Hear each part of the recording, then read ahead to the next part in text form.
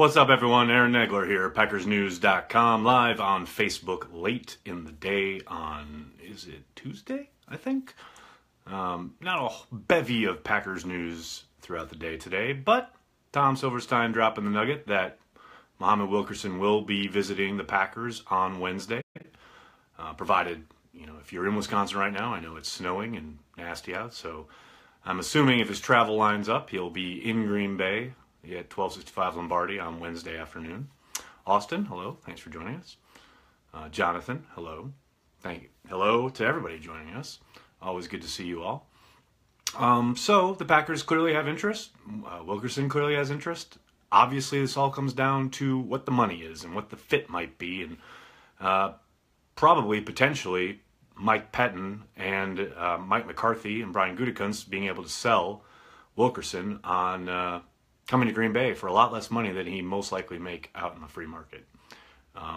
Clearly, we talked about it a lot yesterday, so I won't belabor the point, but if they can get a focused, ready to go, stripped down, focused on football version of Mo Wilkerson, they'll be getting a very good player. But that guy has not been seen for the better part of the last 2 years.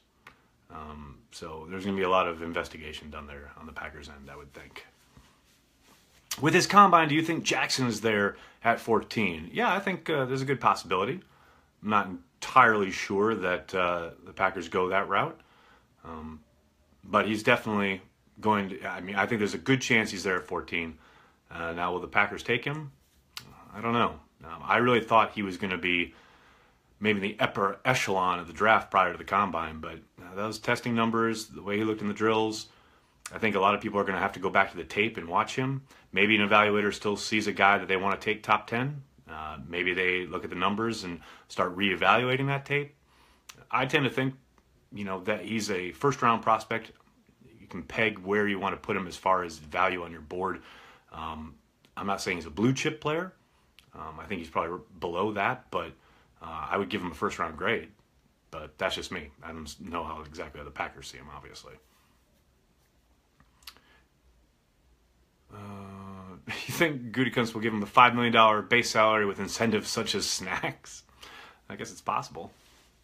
Shields is visiting teams. I loved him, but he's too... sorry, the comments fly by too fast. I didn't catch the last part, but I'm assuming you were asking about Shields in Green Bay. I don't see that happening. I think obviously they released him. He's got the off-field issues. He's got the concussion issue. I think the Packers are moving on from that. Thoughts on Derwin James? I think James made himself a lot of money at the Combine. I think he was a pretty solid first-round pick prior to Indianapolis, but I think Derwin James, like I said, made himself a lot of money, and there's a good chance he goes in the top 10. I know Daniel Jeremiah has him going top 10 now in his latest mock after his showing in Indy. His versatility will be really attractive to teams. Obviously, Fitzpatrick and James are probably the two guys in the secondary you're going to see go first just because of their athleticism and their versatility.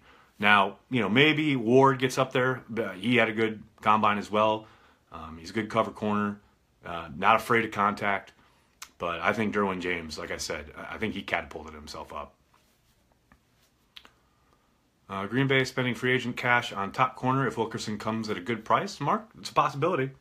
As my buddy Pete Doherty wrote overnight this morning at PackersNews.com, if Gutekunst wants to be as aggressive as he's talking about, and if he wants to be in on everything and able to make moves, he's going to have to do something about his salary cap. Because right now, they're hovering around $16 million below the cap. Now, obviously, we don't have a firm number on that, but it's right around $16 million, and about half of that is going to be earmarked towards the draft class. So, if you want to be doing anything, signing Wilkerson, targeting a corner, getting a tight end, etc., you're going to have to make some moves. Now, I don't think that means they have to cut people, but I do think they have to approach Clay Matthews about an extension to lower his cap hit, restructure with Jordy Nelson to lower his cap hit, something that Nelson has indicated he's open to. But I think they have to make some kind of moves. Now, I know Gutekunst said he didn't want to move on from anybody, but that doesn't preclude restructuring their deals and or trying to extend guys and move money around. Now, it takes two to tango, and if you approach these guys about contracts and they balk at it, you have to be ready to move on. But I think the Packers will try to be as aggressive as they can be, given the parameters they've been given to work with. But it's going to take all of Russ Ball's magic to make some of this stuff happen. When do we start hearing fired Gutekunst? Probably after the first draft. I saw on Twitter, was it 2 days ago, somebody said when the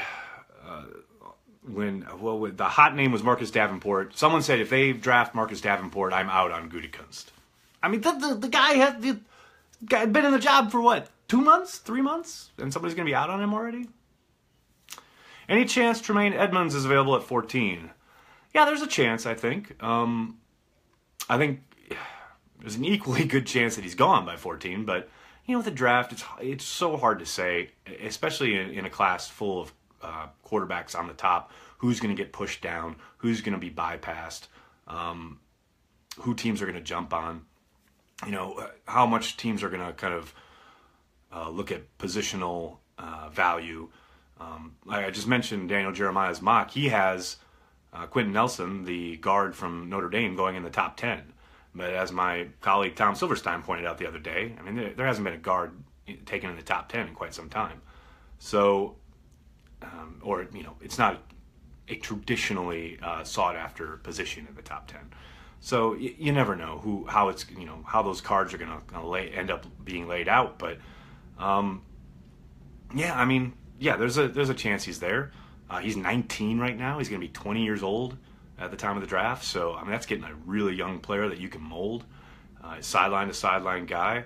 But I tend to think, again, his versatility, something we were talking about with Derwin James, I tend to think his versatility is going to make him really attractive. That's a guy you can obviously play as an off-ball linebacker, but you can kick him outside and have him rush the passer if you want. He's got that ability. I tend to think that's going to make him pretty attractive, and he'll most likely be gone prior to the Packers pick there at 14. Don says Paul Richardson is the answer. Maybe, but Paul Richardson is going to get paid.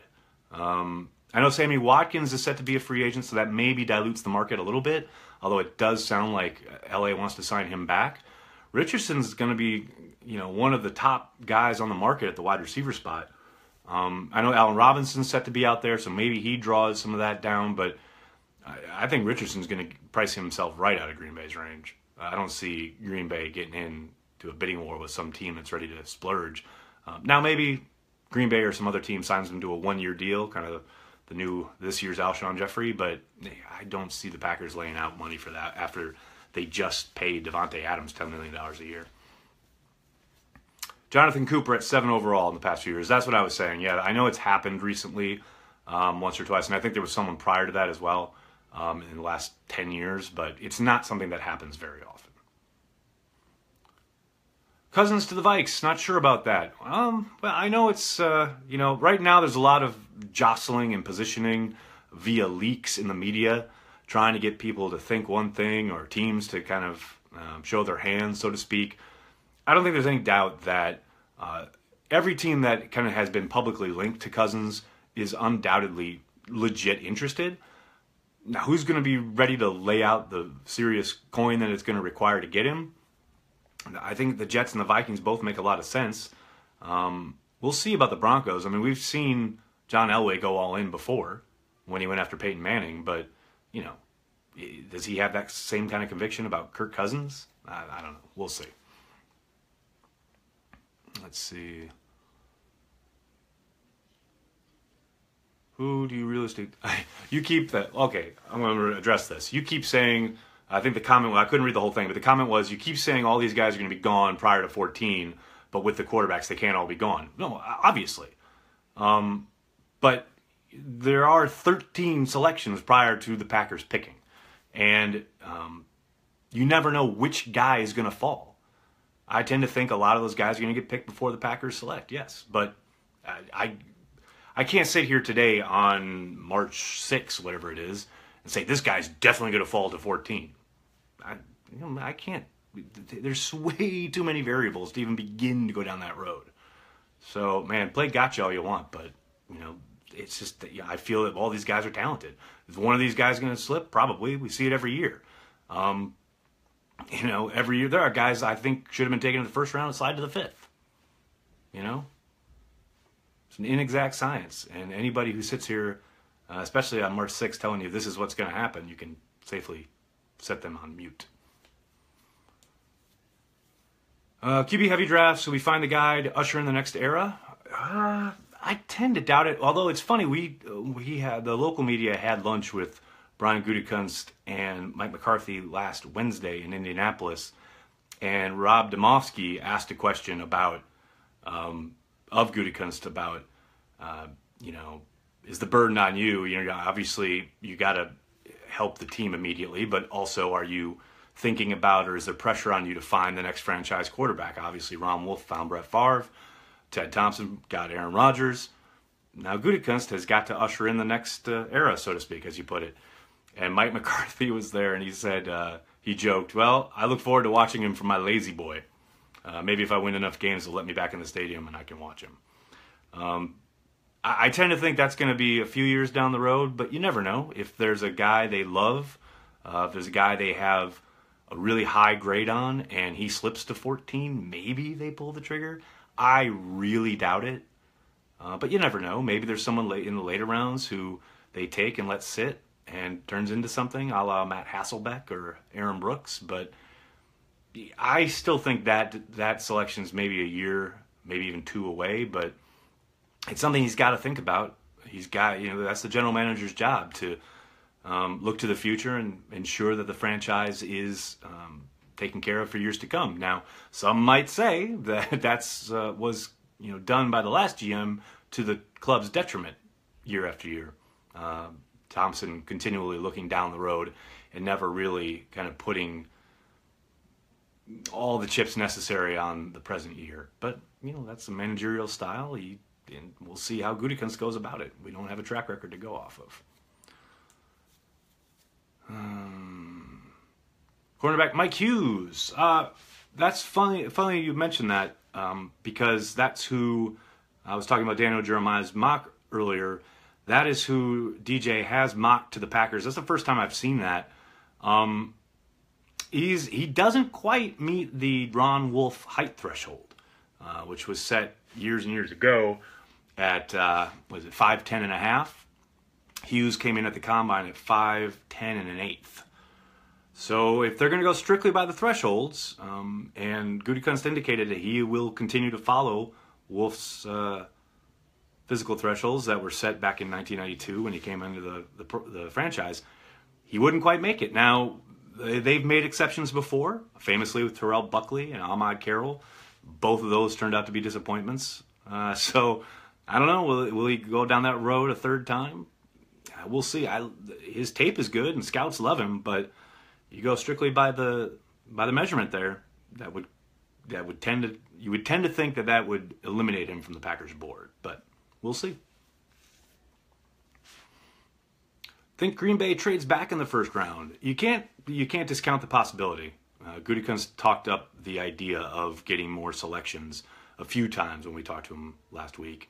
Obviously, they have 12 already, so it's not like they need that many more bites at the apple. But if they think the value's there, say they get there on the clock at 14 and they've got a bunch of guys all with very similar grades, and there's an offer to trade down, and maybe somebody who's trying to jump up and get one of those quarterbacks who happens to be sliding, yeah, it's definitely a possibility. You can't sit here and say there's no way it happens.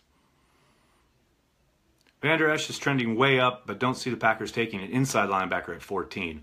Randy, I know his name has gotten very hot over the last week or so. I know there have been reports there that the Packers love him, and that may very well be. I'm with you. I can't imagine them taking him at 14, but anything's possible. I keep saying you can't discount it, especially with a new guy pulling the trigger.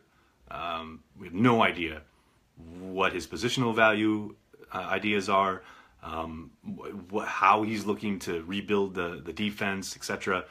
All sorts of factors at play, and his grade on the player, all sorts of things there. So, yeah, I'd be surprised just because of who the prospect is and the position he plays. But hey, man, crazier things have happened. Let's see. What else we got? Oh, sorry, guys. Hold on.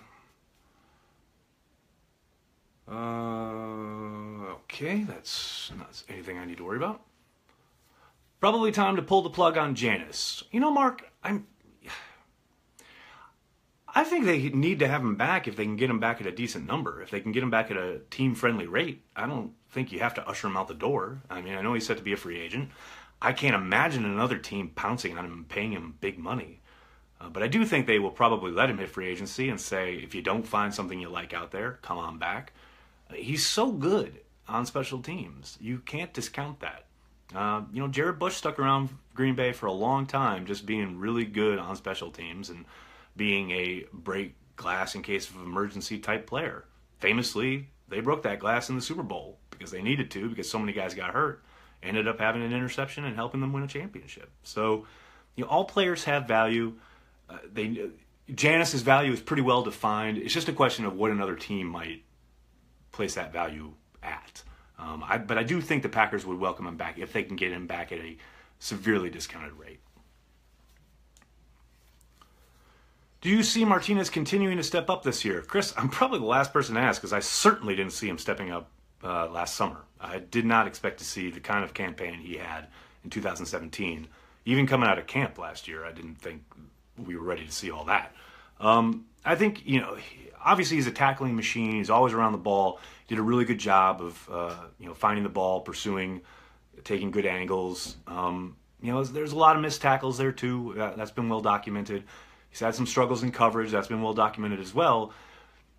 I think if he can just start getting his hands on, you know, catching and holding on to some of these balls, he had 3 dropped interceptions last year that would have, you know, really helped not only his stats, but, you know, help as far as turning the tide of a game.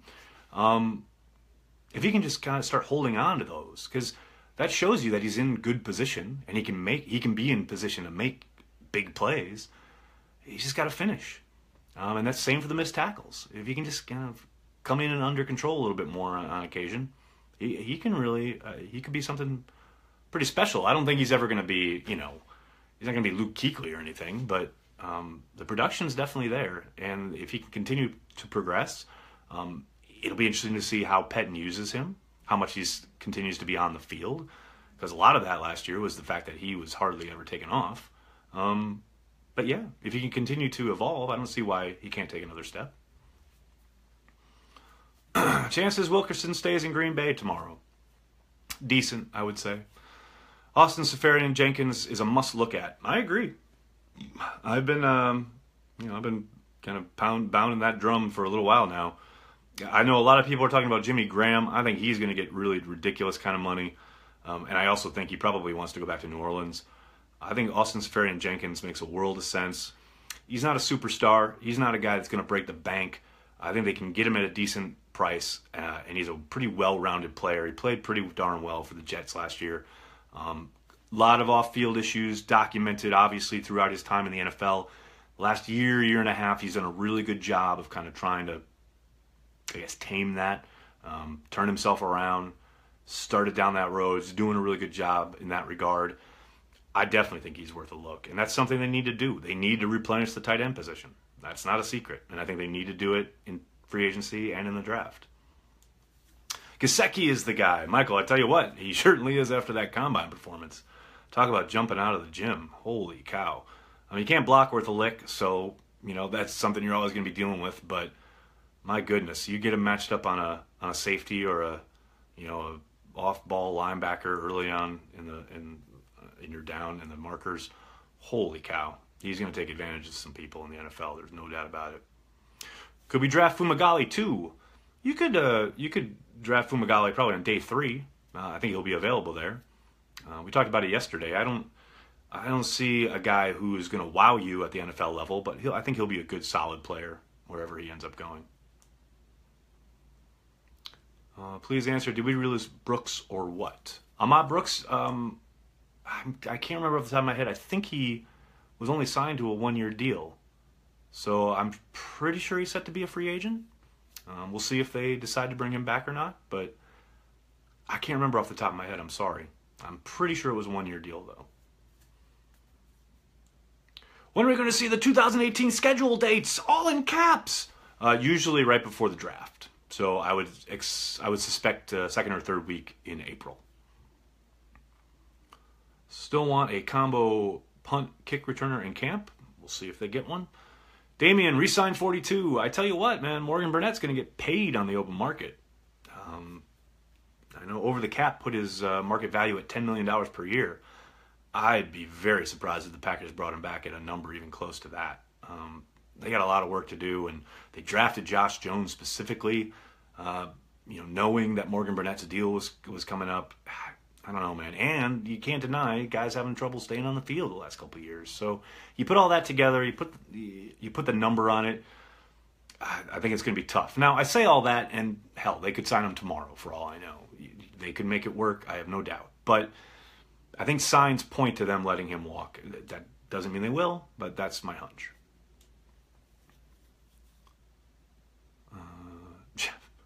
Jeff Janis. Just Jeff Janis. I like it. Chances Green Bay brings back Callahan. I'd say probably not good. I think a lot of the talk around the backup quarterback spot has been about bringing in competition. I see them at least looking in free agency, if not outright signing someone, and probably drafting someone. And if they do all that, I have a hard time imagining Callahan sticking around. Shaquem Griffin, Jack, I tell you what, he's the star of the Combine, talk of the town, no doubt about it. Pretty surprising today, it came out that the Seattle Seahawks were literally the only team who had a formal meeting with him. This after they drafted his brother last year. So, I don't know what that says about gauging the temperature of NFL interest. I think it's a major mistake if teams don't take him seriously. But we'll see. I mean, I obviously have no way of knowing how the Packers feel about him, but man, you can't ignore the athleticism we saw on display in Indianapolis, and his tape is pretty darn good. So, we'll see what happens. Let's see. Any buzz around the Packers, scouts, and Indy about any specific draft prospects? Not while I was around. I ran into Mike McCarthy and Brian Gutekunst at Shula's Steakhouse on Thursday night, and they clammed up real quick when I walked by. That always tends to happen. I remember last year I ran into Luke Getsy, who at the time was the wide receivers coach. Now he's left to be an offensive coordinator in college. But I ran into Luke late at night at Prime 47 Steakhouse. It was probably 12:30, 1 o'clock in the morning, and he was with a group of guys, and we had a mutual friend. Oh, this is Aaron Nagler. Hey, and as soon as I showed up, he just shut down and wouldn't talk about anything Packers related. So, yeah, it's tough. It's tough to get these guys to talk much about their specific team. They'll talk about draft prospects and who might take who, etc. At the top of the draft, say like, who do you think's going top 10? But yeah, no one's talking to lowly blogger Aaron Nagler. They just don't like you. Yes, Wes, there's also that. Wilkerson a great fit or what? Yes. I tell you what, you throw on Mike Pettine's tape from both his time in New York with the Jets and there in Buffalo. Wilkerson would be a major addition. There's no doubt about it. And I understand people who say they've already got Clark, they've already got Daniels. But I'm telling you what, the gulf between throwing Wilkerson out there and throwing, say, Dean Lowry or Montravius Adams out there is pretty wide. If you're getting a focused, ready-to-go Mo Wilkerson. And that's, of course, the big question. Abby, welcome. Thanks for showing up. Don Terry Poe. I'd be surprised if they went there, especially with Wilkerson on the offering, but you never know.